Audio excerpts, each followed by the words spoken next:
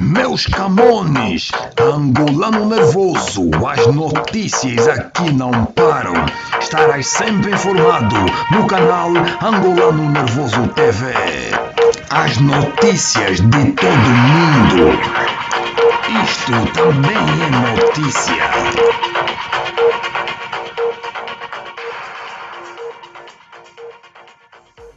100 milhões de dólares por ano de forma consistente durante 21 anos. Olá, no contexto dos Luanda Leaks, quero deixar-vos a minha visão sobre a empresária engenheira Isabel dos Santos. Não tenho informação privilegiada, mas pus tempo a tentar perceber o seu percurso e acho que o tempo que eu pus e o meu entendimento vos pode ser útil para não terem que fazer o mesmo e, portanto, pouparem tempo.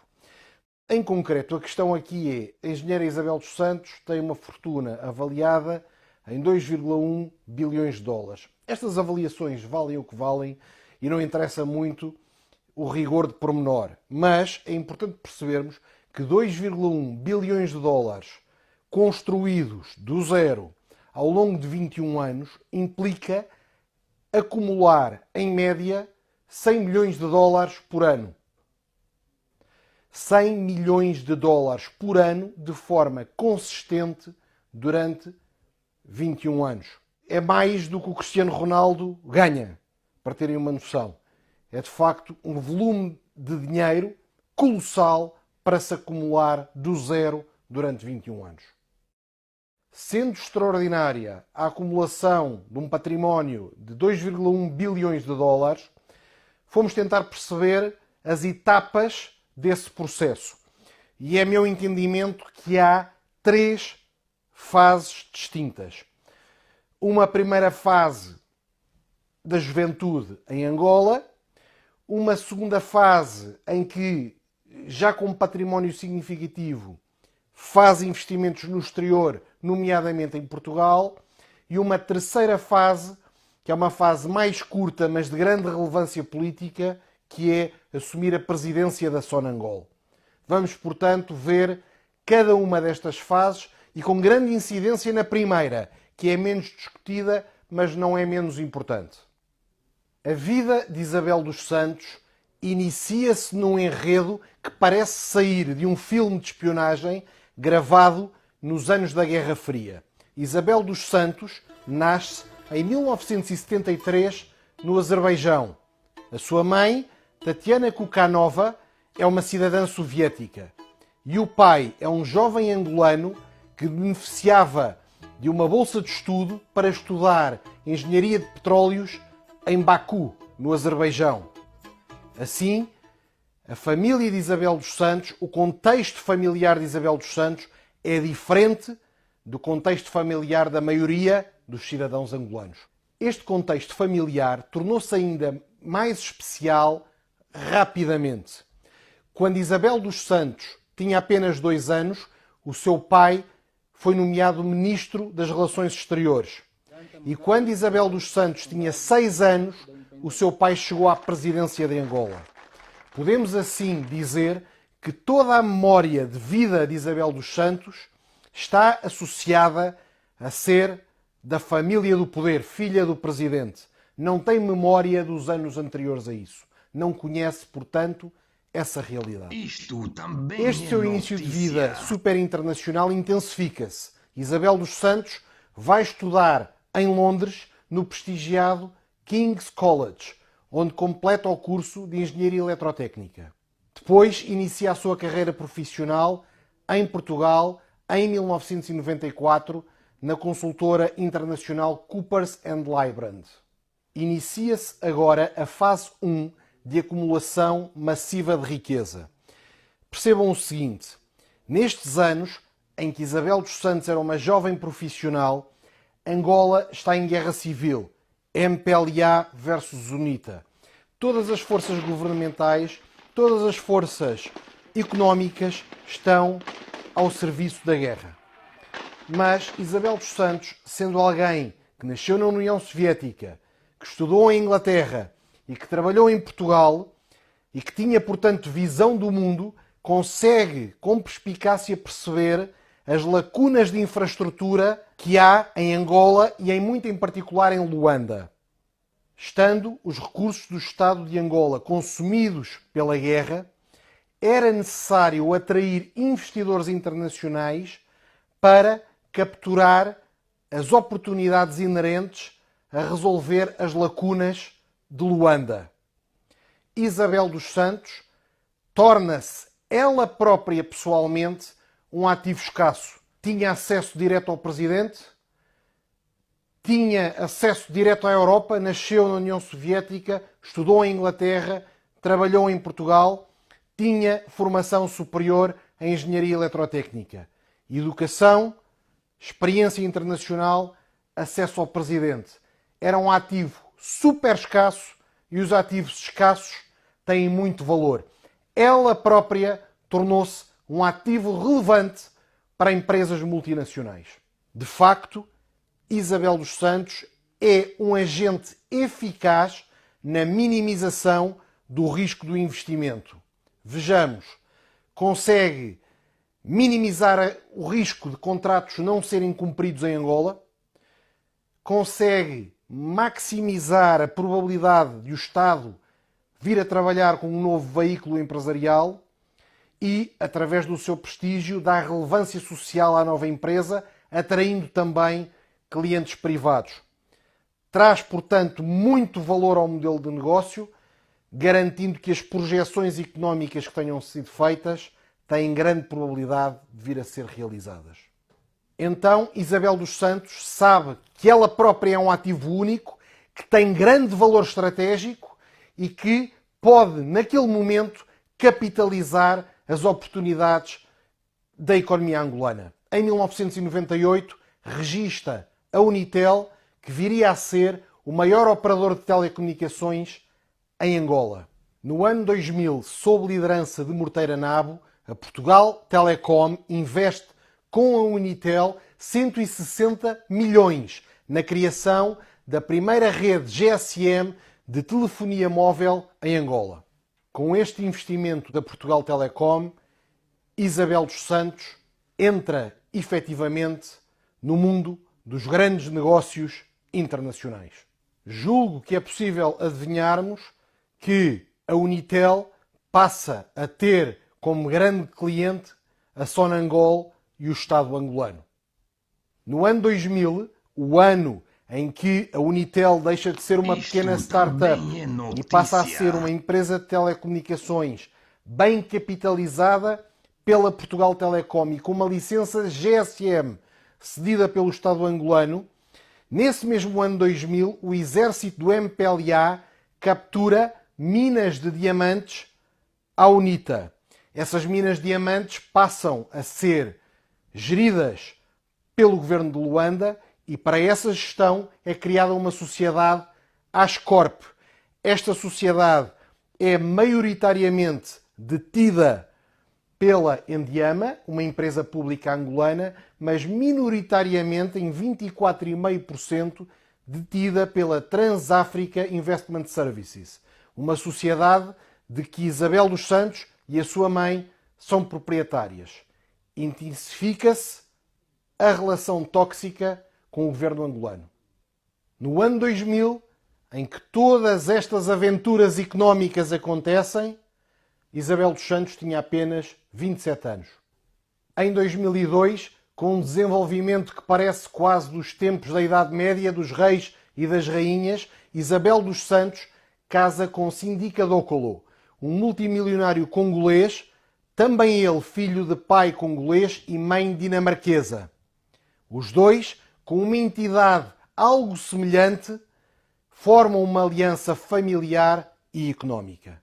Em 2005, já casada e com 5 anos de operação efetiva na Unitel, Isabel dos Santos percebe que pode agora replicar a estratégia seguida nas telecomunicações para o setor financeiro e vai aplicar exatamente a mesma fórmula.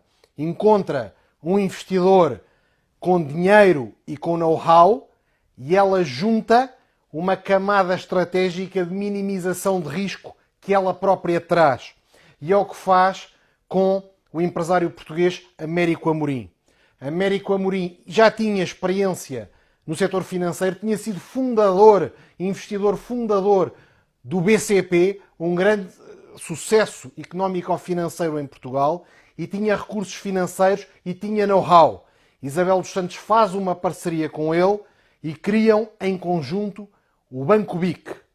Portanto, em 2005, Isabel dos Santos tinha já a sua presença fortíssima no setor das telecomunicações e tinha agora também uma presença muito forte no setor financeiro. Vai desenvolver as duas organizações, Unitel e BIC, até ao fim desta década, até ao fim de 2009-2010, tornando-se um colosso económico-financeiro em Angola. Com apenas 32 anos, estava já com presença relevante nas telecomunicações e na banca angolana. Esta participação na banca vai progressivamente alterar o seu perfil.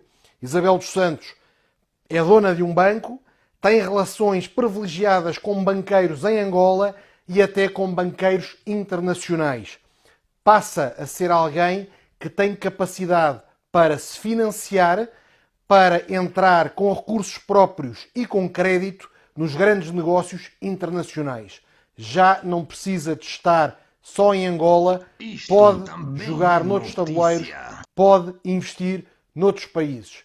Já não é um agente ao serviço da minimização do risco do investimento em Angola, é também um player.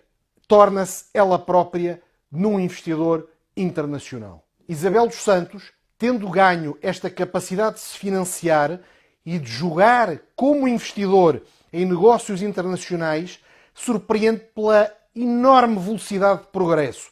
No ano seguinte à criação do BIC, no ano seguinte à entrada no setor financeiro, em 2006, Isabel dos Santos com Américo Amorim, através da Amorim Energia, entram na Galp. Em 2005 criou o Banco BIC, em 2006 tomam uma posição muito relevante na petrolífera portuguesa. Mantendo esta elevadíssima dinâmica de expansão internacional, apenas 2 anos depois do investimento colossal na Galp, dá-se a crise financeira internacional em 2008. Colapsa o Lehman Brothers. Isto significa o quê?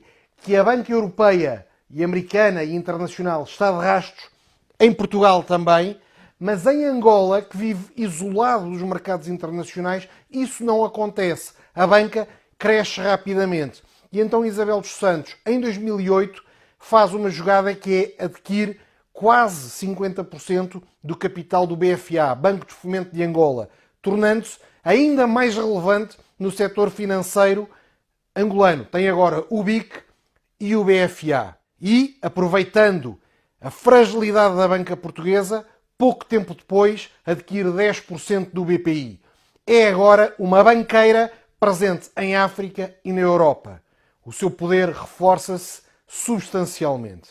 Entretanto, o Banco Comercial Português tinha lançado uma oferta pública de aquisição sobre o seu rival BPI, mas esta oferta falhou.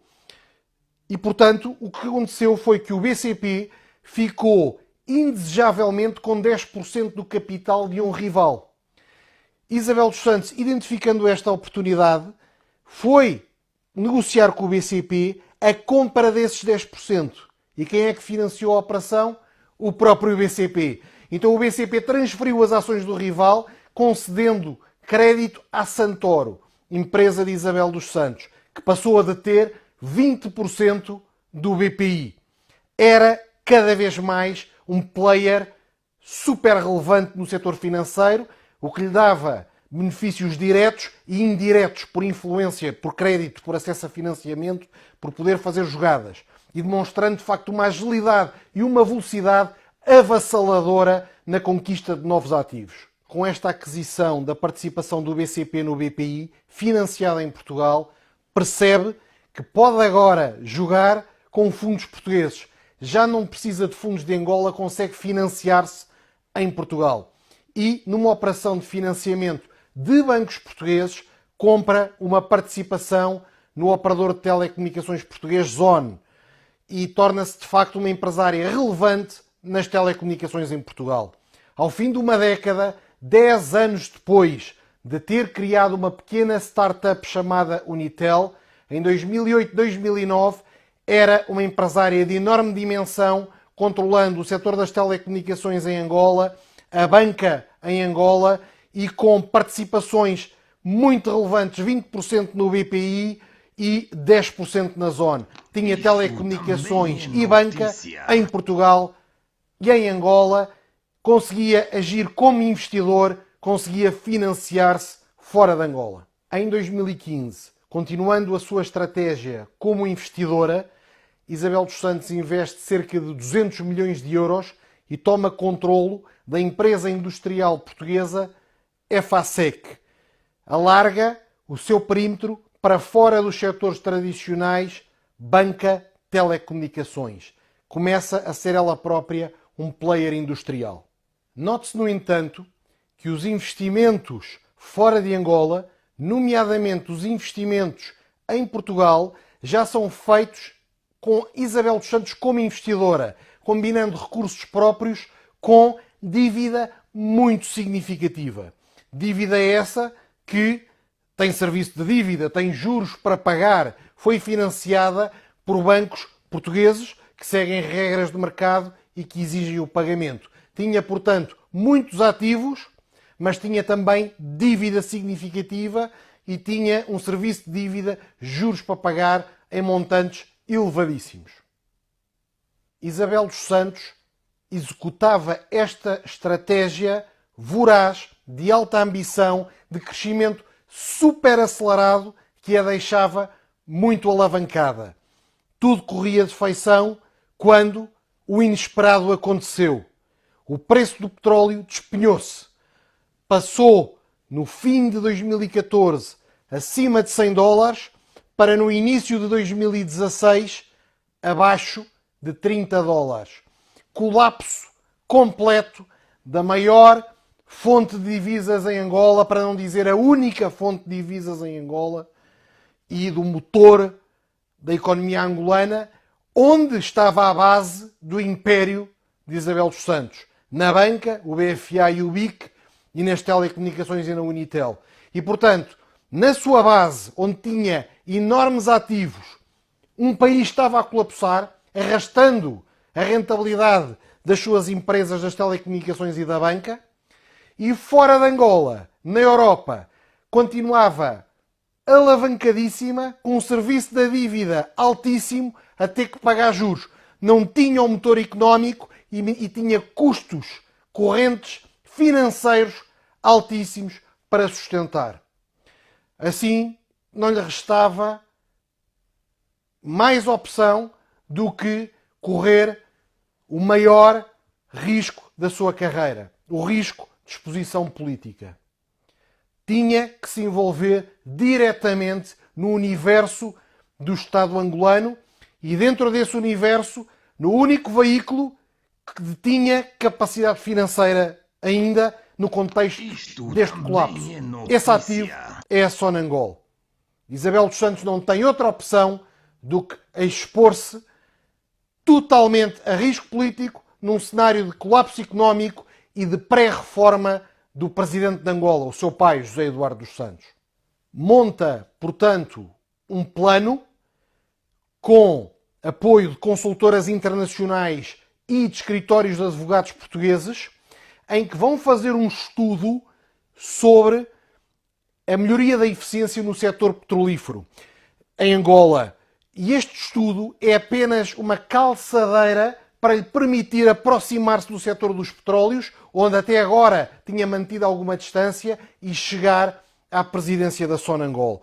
Note-se que a Sonangol tinha pelo menos 3 aspectos relevantes para ajudar a salvar, ou pelo menos a proteger, o império de Isabel dos Santos.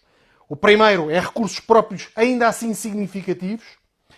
O segundo é Sonangol é o segundo maior acionista do Banco Comercial Português, que é credor de Isabel dos Santos.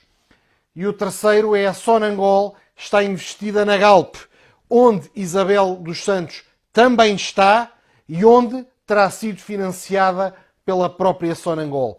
E, portanto, entrando na Sonangol, Isabel dos Santos pensava poder influenciar em Portugal o financiamento dos seus ativos e em Angola, correndo riscos máximos, obter cash flow ilegítimo para sustentar o serviço da dívida do seu império. Isabel dos Santos assumiu a presidência do Conselho de Administração da Sonangol durante 18 meses, entre junho de 2016 e novembro de 2017, e em novembro de 2017 foi exonerada pelo novo presidente de Angola, João Lourenço, que sucedeu ao pai de Isabel dos Santos na presidência de Angola e que, tendo exonerado Isabel dos Santos, nomeou para o cargo de presidente do Conselho de Administração alguém que tinha sido demitido da Sonangol por Isabel dos Santos. Portanto, nomeou alguém que garantidamente teria fidelidade ao governo e não a Isabel dos Santos. Vê-se e sabe-se hoje que durante este período houve manobras financeiras menos legítimas com o apoio da Presidente do Conselho de Administração, envolvendo consultoras internacionais e envolvendo escritórios de advogados e que permitiram ao grupo financeiro de Isabel dos Santos enriquecer faturando e sobrefaturando serviços de consultoria.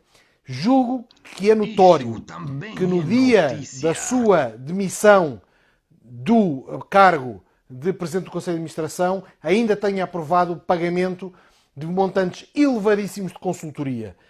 Pensa-se que é ganância, eu creio que é uma manobra desesperada de alguém que tenta financiar o seu grupo, de alguém que tem que sustentar os encargos financeiros dos financiamentos que fez fora de Angola e que não tem outra fonte de recursos que não seja aquela. Do ponto de vista de alguém que não se quer render, não tinha outra opção. É isso mesmo, pessoal, chegamos ao fim, mas não te esqueças, se você gostou do vídeo, espalhe o mesmo vídeo no seu grupo do WhatsApp para os teus amigos também estarem informados. Vemo-nos brevemente no próximo vídeo.